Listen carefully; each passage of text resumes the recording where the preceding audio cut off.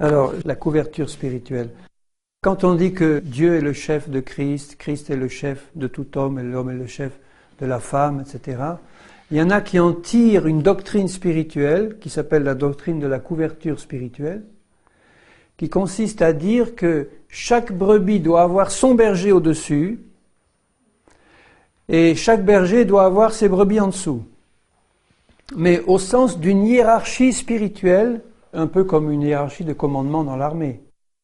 Donc il y a le général qui commande, etc., les grades en dessous.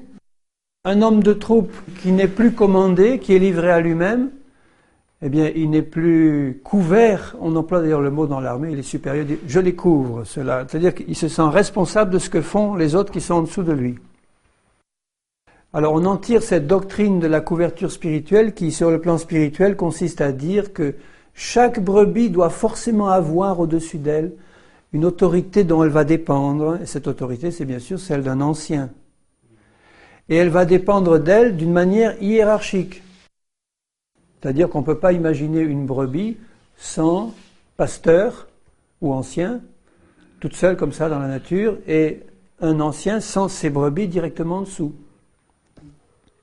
Et que si une brebis était en position solitaire, elle n'était plus couverte spirituellement par ce manteau protecteur de l'ancien qui est au-dessus, à ce moment-là, cette doctrine dit, cette brebis-là est en danger, elle peut même être perdue, parce qu'elle n'a pas cette couverture spirituelle qui la protège, la couverture spirituelle de l'ancien qui est au-dessus, du pasteur, du berger, enfin appelez-le comme ça.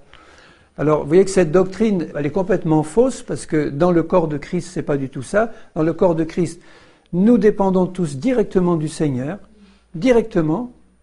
La tête est reliée à toutes les cellules directement, et c'est l'ensemble des cellules qui est couverte par le Seigneur et par son sang. Notre couverture, c'est le sang de Christ. C'est l'Esprit du Seigneur qui repose sur nous et qui nous remplit. Et c'est la tête qui est directement en rapport avec chaque cellule du corps. Et les anciens ne sont là, eux-mêmes étant cellules du corps. Un ancien, c'est une cellule comme les autres. Il est placé là, à une position non pas de hiérarchie intermédiaire, puisque son ministère ou son appel ou les dons qu'il a eus lui permettent d'avoir une vue plus haute que les autres ou un œil plus perçant, d'être placé là en position d'autorité, mais pas hiérarchique, d'autorité spirituelle de celui qui a reçu plus du Seigneur pour pouvoir aider et surveiller les autres, qui continuent à être directement reliés au Seigneur par une relation personnelle directe.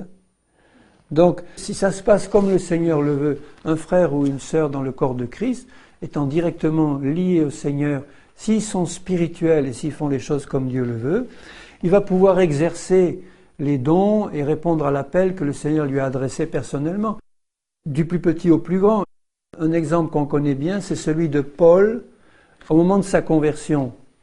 Paul est directement appelé par Jésus sur le chemin de Damas. Et Paul est amené à Damas, et là, le Seigneur parle à un petit chrétien de rien du tout, qui s'appelait Ananias, dont on n'a jamais entendu parler après.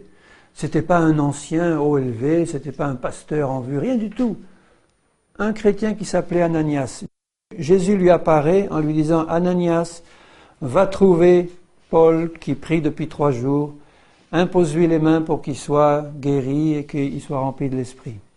Donc vous avez un exemple là de la dépendance directe à la fois de celui qui allait devenir le grand apôtre Paul, directement en contact avec Dieu, et de ce petit Ananias là qui est utilisé directement par Dieu sans avoir besoin de demander la permission à quiconque pour aller s'occuper de cet apôtre, lui imposer les mains, etc. Et quand Paul a commencé à prêcher immédiatement à Damas, il n'avait aucune autorité au-dessus de lui, au sens où l'emploie ces gens qui parlent de couverture spirituelle. Il était couvert par qui, Paul? C'était pas par Pierre et les anciens de Jérusalem et autres. Il parle avec assurance, il prêche et on commence à le persécuter, il part dans un panier, etc. Et puis, des années après, il va trouver les autres apôtres qui normalement devraient être, selon cette fausse doctrine, sa couverture spirituelle, ça devrait être Pierre, Jean et les autres. Des années après, il va les trouver pour leur dire, voilà ce que je fais, et vous, qu'est-ce que vous faites? Bon, voilà mes révélations que j'ai eues, contrôlées, elles sont bien bonnes. Ils se sont donné la main d'association et ils sont partis. Donc, ils étaient tout à fait autonomes et indépendants, mais pas libres de faire ce qu'ils veulent. Ils dépendaient chacun du Seigneur. Alors rejetons cette doctrine, c'est une fausse doctrine qui amène les gens à la servitude spirituelle. Parce que la conséquence pratique, c'est un système hiérarchisé à l'image de celui de l'Église catholique romaine. Vous avez le pape en haut et en dessous de lui une hiérarchie très précise de soumission parfaite à chaque niveau. Et ça ne peut fonctionner que comme ça d'ailleurs. Sinon, si à chaque niveau de cette pyramide, chacun fonctionnait librement, elle s'écroulerait. Donc ça implique, cette fausse doctrine, la constitution progressive d'une hiérarchie qui met en place un système humain qui n'a plus rien à voir avec le système du Seigneur. Et alors finalement, puisqu'il faut qu'il y en ait toujours un qui est au-dessus de moi pour me couvrir, au bout du compte, il y en a un qui va être le chef de tous, et celui-là, il va être couvert par qui? Alors ça aboutit soit à la constitution d'une hiérarchie où tu as le sommet qui lui va dépendre directement du Seigneur, comme je le connais dans certaines sectes chrétiennes, il dit bon, celui-là c'est loin de l'Éternel, il a la pensée du Seigneur et nous, on suit. Mais tu vois où ça peut mener.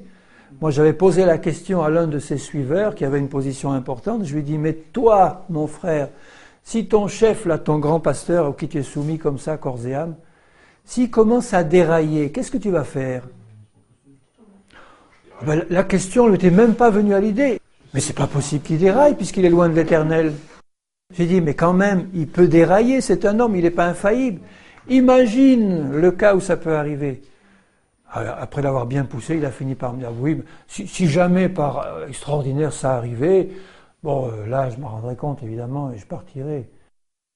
Il avait tellement peu imaginé la chose que ça lui venait même pas à l'idée. Et en fait, maintenant, c'est une vraie secte, cette histoire-là. C'est une secte où il y a un homme qui dirige, puis les autres suivent aveuglément. Alors ça aboutit soit à ça, soit à un système hybride. J'ai connu le cas d'un groupe où ils étaient tous hiérarchisés comme ça les uns avec les autres. Chacun avait son berger. Chaque chrétien avait au-dessus de lui quelqu'un qui le contrôlait ou qui s'occupait de lui. Et puis ça aboutissait à 3 anciens en haut, tout en fait en haut. Alors ils n'avaient pas osé en mettre qu'un, ils en avaient mis 3. Et puis ils s'étaient fait dépendants les uns. Alors il y avait l'ancien A qui dépendait de B, B dépendait de C, et C dépendait de A. Enfin, ça ne pouvait pas marcher. Alors nous sommes soumis aux autorités spirituelles que Dieu a établies dans l'Église, c'est-à-dire les anciens. S'ils fonctionnent de manière spirituelle, on doit être soumis aux anciens. Écoutez ce qu'ils disent. Mais selon le modèle de Christ, c'est-à-dire à condition que ce qu'ils disent vienne vraiment du Seigneur. Si ça ne vient pas du Seigneur, il ne faut pas accepter ce qu'ils disent. Ne nous mettons pas bêtement sous une autorité spirituelle que le Seigneur ne veut pas. Mais gardons l'esprit soumis.